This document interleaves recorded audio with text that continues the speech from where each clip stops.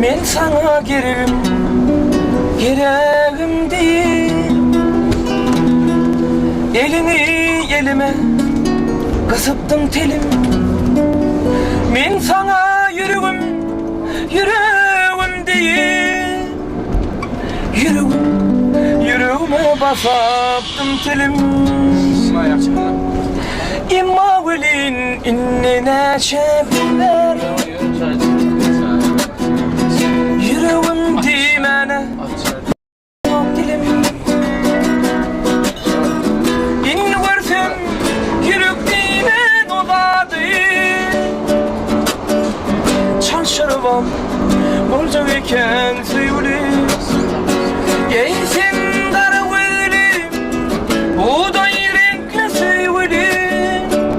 Sana asın sevgilim, dolu yürek.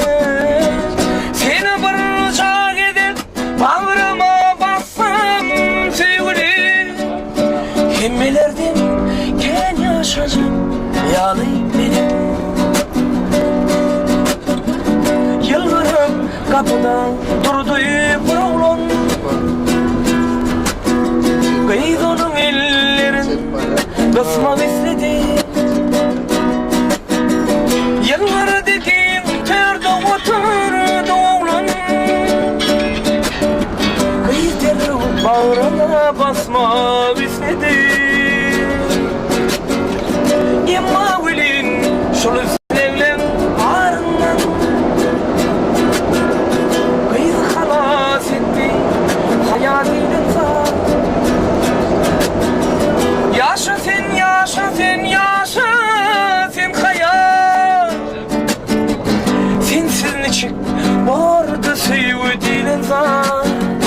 Gençsin kara gözlü, buğday renkli sevgilim.